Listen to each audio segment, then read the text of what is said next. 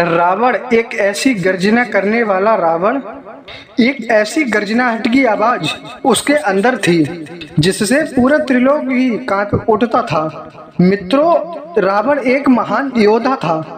उसने अपने तपोबल पे पूरी पृथ्वी को ही जीत लिया था दोस्तों, और यहाँ तक कि दोस्तों देवलोकों को भी जीत लिया था। रावण हमेशा युद्ध करता रहता था। रावण अगर किसी सुंदर स्त्री को देखता था तो वो अपने पुस्तक विमान में लंका के लिए लाद कर ले जाता था। इसलिए उसे हजारों स्त्रियां उसे श्राप दिया करती थीं। दोस्तों, यह कहानी उस समय की है जब रावण की बहन कुंभनसी को मधु नाम के राक्षस ने अपहरण कर लिया था।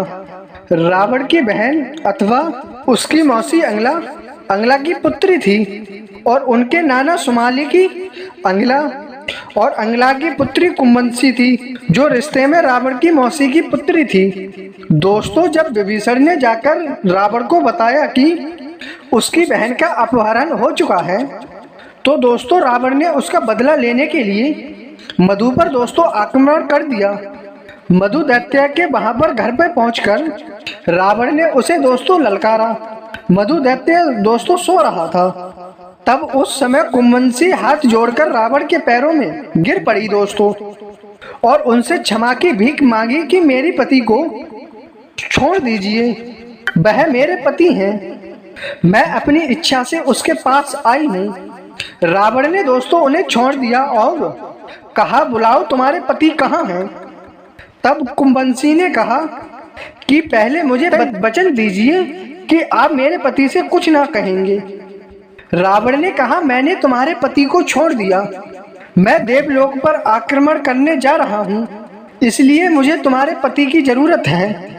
कुंभनसी खुशी के मारे दौड़कर गई और अपने सोते हुए पति को जगाया और कहा, हे प्राणनाथ, इस समय मेरे भाई दशानन रावण आपको अपने साथ ले जाना चाहते हैं और देवलोक पर आक्रमण करने जा रहे हैं।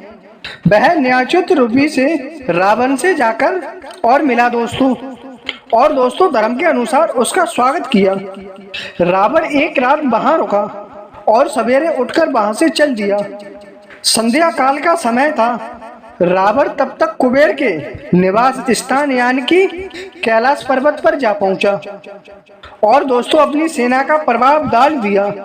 अस्त्र शस्त्र से सुसज्जित निचार रोकी सारी सेना कुछ ऐसी एक गहरी नींद में सो गई। परंतु महापराक्रमी रावण उस पर्वत पर एक शिखर पर बैठा चुपचाप चंद्रमा की चांदनी से चमकते हुए उस विभिन्न स्थानों की नई छटा को निहारने लगा। इसी बीच समस्त अप्सराओं में विशिष्ट सुंदरी रंभा उस मार्ग से आ निकली। दोस्तों, वो पूरी तरह से सजी धजी हुई थी। वह सीना के बीच होकर जा रही थी, इसलिए उसे रावण ने देख लिया। देखते ही वह काम के अधीन हो गया और खड़े होकर जाती हुई रंभा का उसने हाथ पकड़ लिया। दोस्तों, रावण मुस्कुराता हुआ बोला, सुंदरी, किसी के भाग्य के उदय का समय आया है जो तुम स्वयं चलकर जा रही हो। इंद्र, उपेंद्र या अश्विनी कुमार ही क्यों ना हो, इस समय कौन पुरुष मुझ रावण से बढ़कर है। इस समय तुम रावण को छोड़कर और कहीं जाओगी, ये अच्छी बात नहीं है। रावण का नाम सुनते ही रंभा के रोंगटे खड़े हो गए। वह कांप उठी और हाथ जोड़कर बोली, हे प्रभु, मुझ पर कृपा कीजिए। आपको ये बात मुंह से नहीं निकालनी चाहिए कि आप मेरे पिता समान हैं। यदि कोई दूसरा पुरुष मेरा यदि तिरस्कार करे तो उससे भी आपको मेरी रक्षा करनी चाहिए। मैं धर्म से आपकी पुत्र वधू हूँ, आपको मैं सच्ची बात बता रही हूँ। उसकी बात सुनकर रावण ने उससे कहा, यदि सिद्ध हो जाए कि तुम मेरे पुत्र की पत्नी हो तभी मेरी पुत्र वधू हो सकती हो, अन्यथा नहीं हो सकती।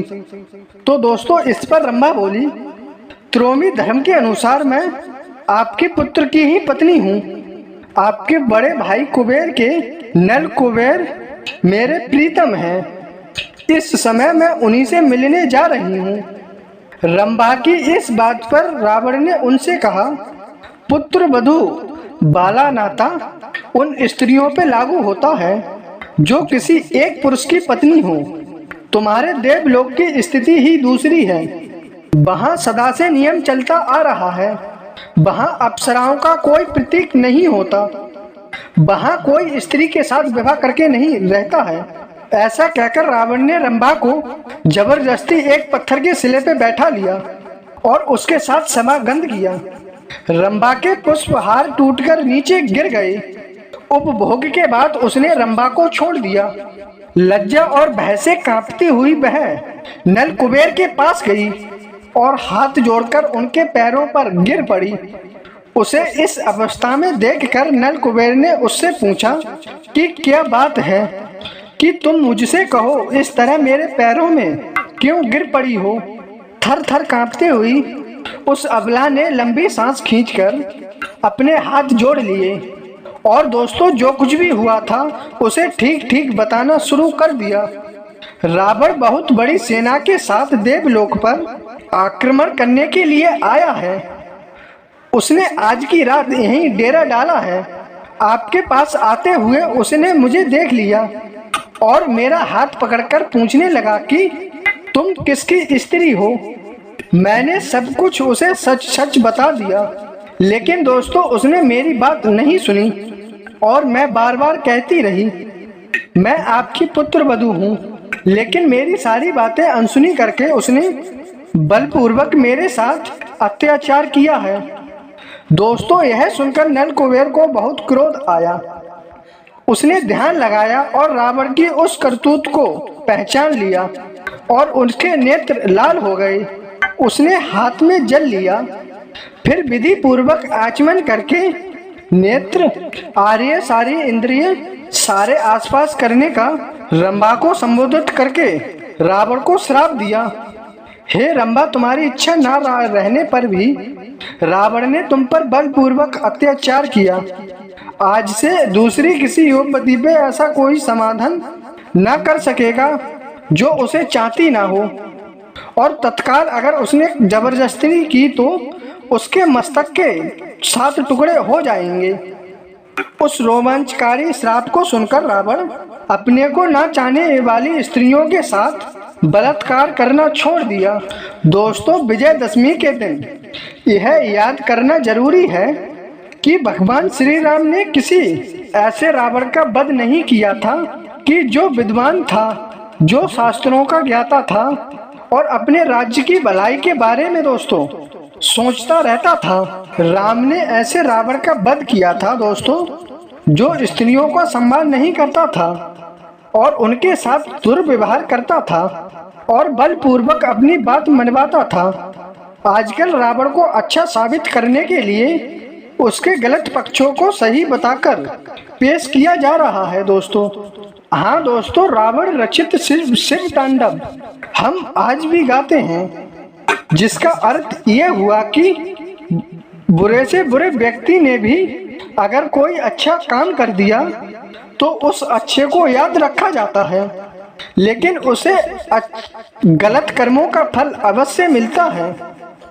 दोस्तों आप ये समझ ही गए होंगे।